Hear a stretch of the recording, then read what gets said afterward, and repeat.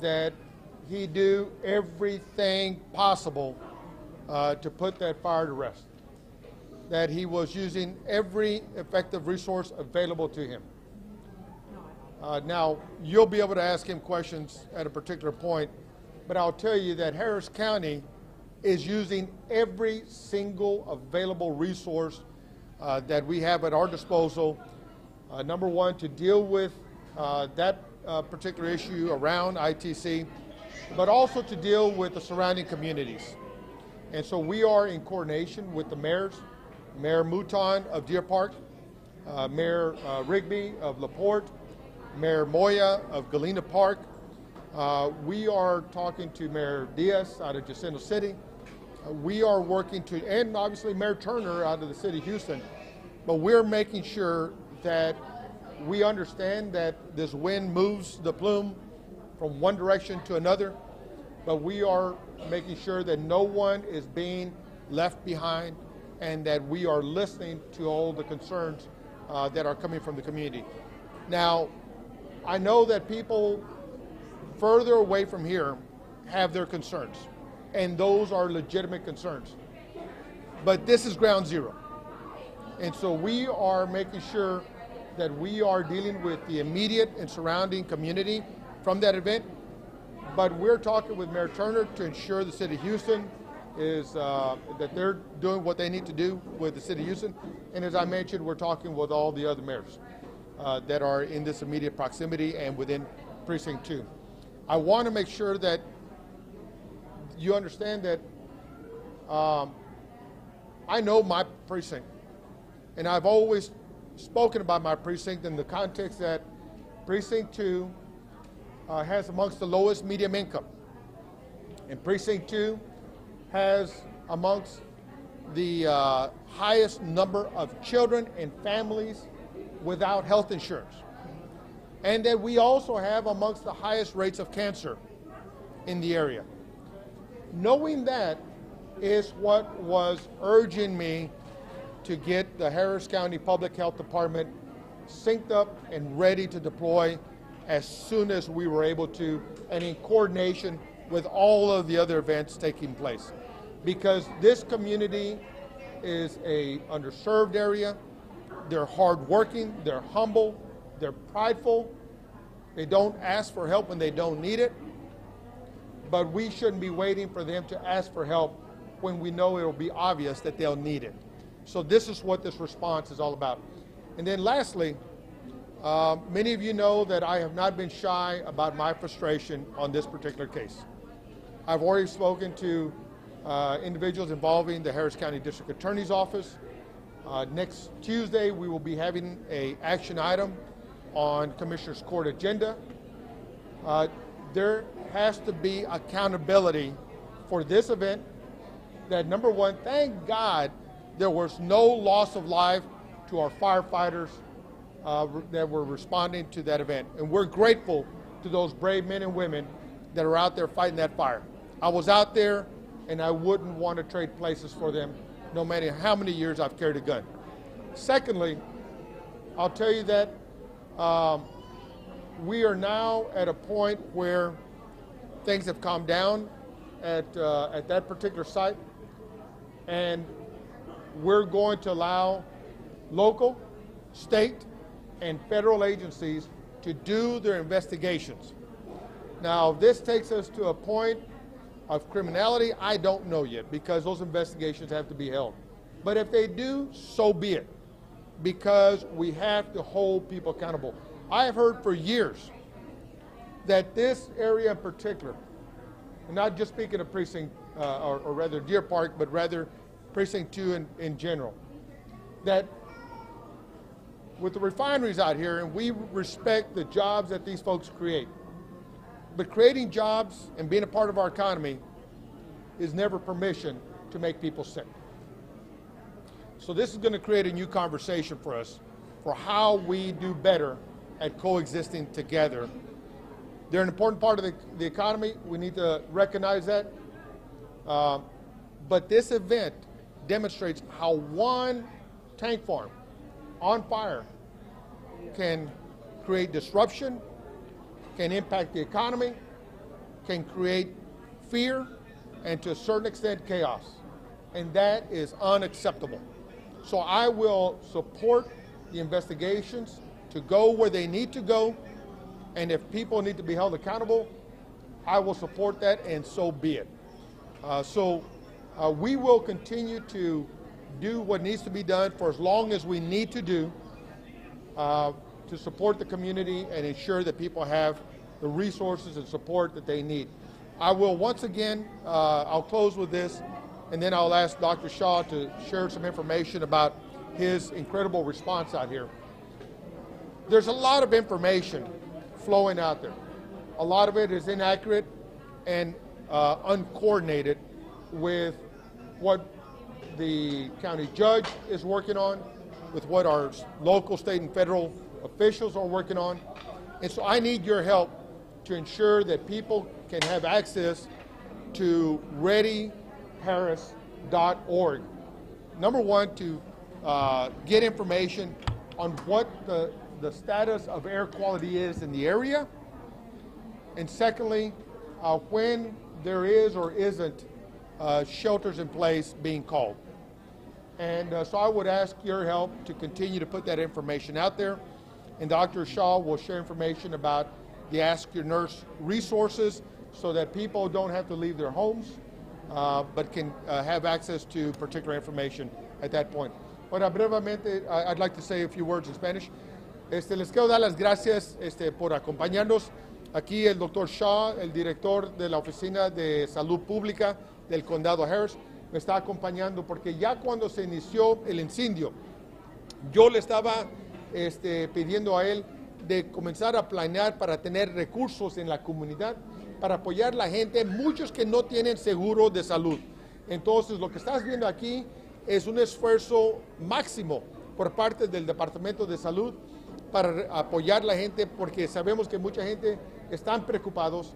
Yo estoy consciente de la preocupación de ellos, entiendo el miedo que tienen, y yo quiero estar seguro que estamos ofreciendo los recursos médicos lo más pronto posible y hacerlo lo más fácil posible. Pero tenemos que estar bien coordinados para estar seguros que está en coordinación con lo que está diciendo el alcalde de Deer Park, la jueza del condado y las autoridades. Y para enfatizar que ahorita se está llevando a cabo investigaciones, una investigación local, una investigación estatal, una investigación civil, una investigación federal, y donde llegan esas investigaciones, si es para enjuiciar a ciertas personas, eso es lo que tiene que pasar y yo lo voy a apoyar, porque alguien tiene que ser responsable por todo el caos que ha sucedido a través de este incendio. Les presento al doctor Shaw. Dr. Shaw. Thank you, Commissioner. Thank you for your leadership in this area, and I really want to say thank you to our community. Really, as Commissioner Garcia has mentioned, really early in this process, the first thing that he did very, very early in this process is he made a call to me and he said, I am interested in getting services out to Deer Park in the area where we have had this impact, and I want to know what you can do to do that. And that was the first thing that he did. And on that call, I remember saying to him that we're still in the middle of this. And he said, I understand, but eventually we are going to be past this. And once we get there, I want to make sure that those services are available to this community, to my community, and I want to see what you can do to help with that. And then working with Mayor Mouton and certainly other folks, he made sure that we could get out here, and I really want to thank him for that, thank him for really the opportunity for really being here. I also need to thank our team. It's never the me, it's always the we. All of our team members that are here, Mr. Les Becker, who oversees this whole activity, and Mr. Will Hudson, who is the on-ground operations manager, who makes sure that we have this kind of a system set up. And as you know, we have been doing mobile health clinics and mobile health villages since Hurricane Harvey. This is our new way of doing activities. We recognize that there are many parts of our community that do not have healthcare services. We know that there are certain gaps that are there. We can't fill all those gaps as a public health department. We know that. But what we want to do is to bring that public health, those health, wellness activities, and at Commissioner Garcia's request, even here, we even went a little bit past what we normally usually can do by even having some additional services here, because we recognize, as he mentioned, Deer Park with the vicinity here to the plant, that there may be some additional concerns that people will have. Those concerns may be related to anxiety or stress. They may be related to watery eyes because of burning or irritation. They may be related to shortness of breath and respiratory disease. And we wanted to make sure that we had those services here, but also ensuring that the health and wellness of our community is really absolutely the critical piece for us. Now let me say this, Commissioner Garcia mentioned this. We have a lot of people in Harris County. We are a large county. We have a lot of territory, a lot of ground to cover. We're the size of Rhode Island, the state of Rhode Island, and I think it's really important to say we recognize that there are a lot of places here where people have concerns in our larger community. But we want to emphasize from a public health department that throughout this entire incident, the vast majority of our community was at low health risk because of the fortune that the plume continued to stay high in the air. And so that matter of chemicals, most of it dissipated up, and that's great. Now, that said, here in Deer Park, we recognize that this was very close to that facility. And that's why the #1 place that we would want to set up shop would be here. So what you see here in this facility is that you come in through the door, you see people that are behind us. Usually in our mobile health village concept, it's external, it's outdoors. We actually have it inside. Thanks to Commissioner Mayor Mouton, we actually have a facility that we can do this in rather than being outdoors. People are waiting here so that they can be screened, they can be provided additional health education information. Then they're given even further, more specialized screening before they actually get in to see a doctor or even a dentist, and that's what we have here. And if necessary, we even have some urgent care level or emergency level services here that allows us to really take care of a problem if it becomes a significant issue. That's not going to help everybody because we recognize that we were here yesterday, we're here today 2 to 7, we're here tomorrow 2 to 7, but we also recognize that there are other places we want people to be able to gather for information. The first and foremost is www.readyharris.org/Deer Park Fire. That's the #1 place where our community can get information about what they can do to both help themselves, protect themselves, but also to get updated information about what's happening. #2 is that we also want to remind our community that as they are thinking about their own health and their own symptoms, we're hoping that we're getting past where we are over the last several days, and we can get back to what we usually see in our community. And what that means for us is that there may be people that still have concerns. And so, as Commissioner mentioned, Ask a Nurse is through the Harris Health System. It's a hotline that's been set up with nurses there that can provide additional information. That phone number I want to emphasize again is 713-634-1110. That's 713-634-1110. It's open from 8 a.m. to 8:30 p.m. It's designed to answer questions that really help our community offline some of that load of folks that may be interested in their health and then otherwise would show up in an emergency department, which is not what we want people to do. So I just want to close by saying thank you for being here. Thank you for getting the word out to the community, and certainly thank you, Commissioner Garcia, for your leadership on this. Thank you. Questions? Yes. What kinds of ailments are you seeing? How widespread? And just kind of quick synopsis of what you're seeing. Sure. And so let me. I'm not sure. everybody heard your question. So what kinds of ailments or what kinds of symptoms are we seeing? So there's a variety. There's some folks that just want to come for the health and wellness services, and they want to get immunizations, or they want to have some additional wellness information, or even some information related to food safety or how they can do nutrition, things of that nature. So there's that. But we also have individuals that are coming in who are saying, look, I've got burning eyes, or I've got watery eyes. I'm short of breath. Maybe I'm not short of breath enough that I need to go to an emergency department, but I just wanted to get checked out. I have maybe allergic symptoms. Maybe I have a small skin irritation or an abrasion or something that I want to get checked out. And what we're doing is we're moving beyond what we traditionally do because of this circumstance, but we really believe strongly that we have the capability here to handle a variety of different issues, but what we cannot handle, certainly we have additional support here with EMS in case we have something that's beyond what our capabilities could be. Can you say how widespread the effects have been among people? Yeah, so I think it's important to say that the majority of people here that are at this event are actually from Deer Park, right? So we have some surrounding areas, but it's really Deer Park. It's localized to the community here. But what we have been emphasizing throughout this entire several days has been, look, the vast majority of our community has not been at risk for additional symptoms or challenges related to what's been going on. However, there are some people who believe they may have symptoms that may have been triggered by what was going on, and we want to make sure they make contact with their healthcare provider first and foremost. And number two is that there are populations, whether they're elderly, whether they're children, whether they're folks that are on chronic steroids or other kinds of diseases that may put them at risk, especially respiratory disease, that any change in something in the environment, even pollen, can sometimes trigger an asthma attack or an allergic reaction. And we want to make sure that they especially watch themselves, their family members, and also their neighbors, and certainly even taking care of their pets. And so we want to remind those individuals to especially make contact with their healthcare provider.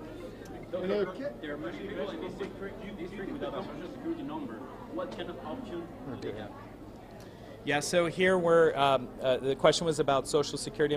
We don't ask those questions. This is really designed for community residents, and so somebody comes in and says that I'm a Harris County resident, and we provide the service that we have available. Good question. Is the company doing enough with the leak this morning or the continued exposure to benzene and that sort of thing? Do you feel like the company is doing enough here in the aftermath of the fire? I have not spoken to Mr. Netland as of today, so I've got to assume that if we're not having any more flare-ups, then things may be moving in the right direction. But remember, we're just at the early stages of the recovery from this. There's a lot to do, but first and foremost, my main priority was making sure that anybody believing or feeling that they were receiving symptoms as a result of this fire, that they were having access to their health care. There are local, state, and federal investigations going on that will oversee specifically whether or not ITC is doing their job at an effective cleanup and recovery to this process, to this event. So we'll let that run its course. Yes, sir. A lot of what we're getting at those ITC press conferences is kind of like an I don't know answer. Is that meeting the expectation of the county, and how can Precinct 2 residents be better served? Well, I can't tell you whether it meets the expectation of the county. I can tell you it does not meet this commissioner's expectation. They've been in this business for a long time, and there is no damn way that they can't look at the public's face and say, I don't know. That's ridiculous.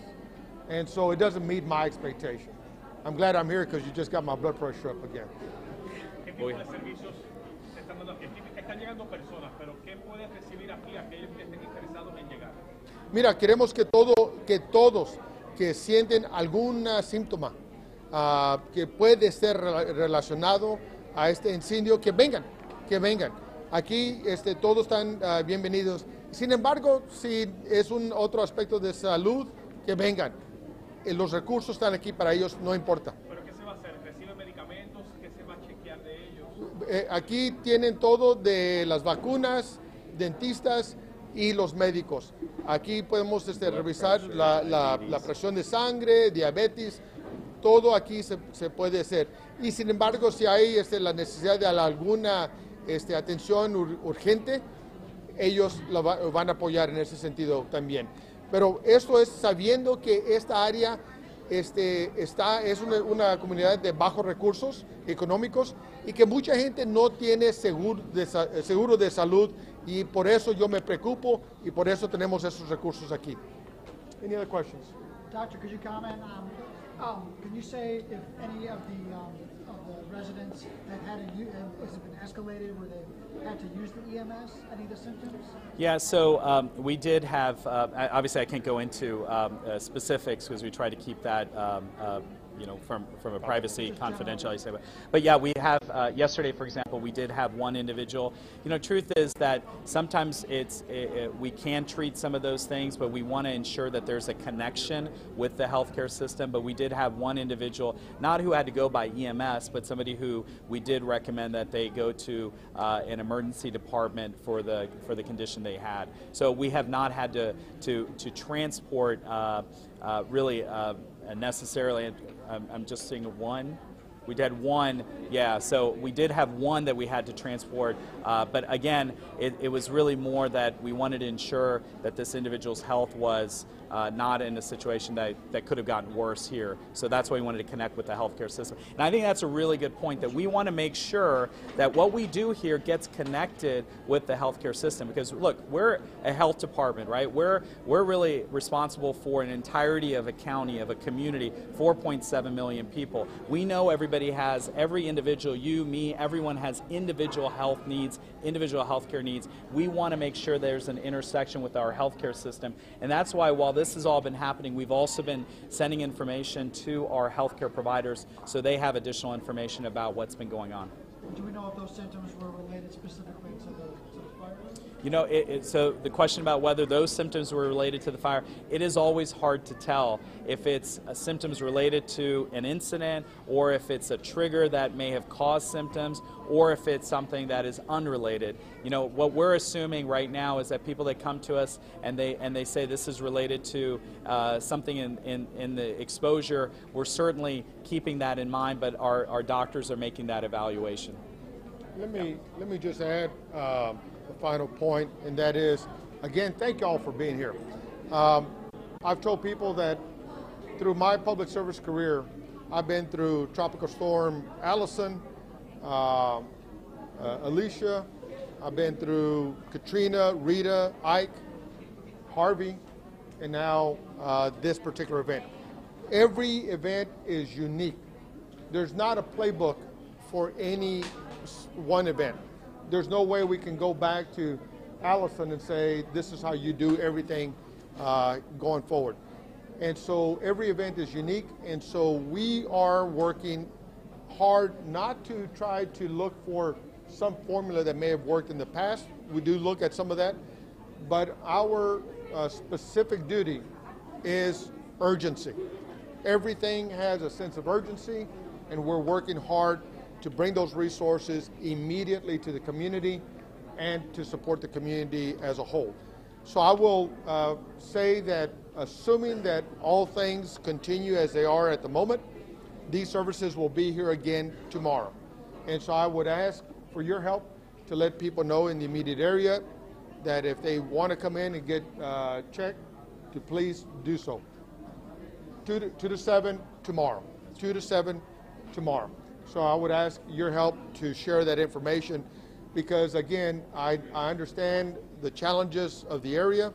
We've got a lot of people that don't have health insurance. We've got a lot of people who have transportation difficulty, and we have some people that feel disenfranchised. So I want to make sure that people know that if you're hearing this information, the doors are open to support you. Thank you.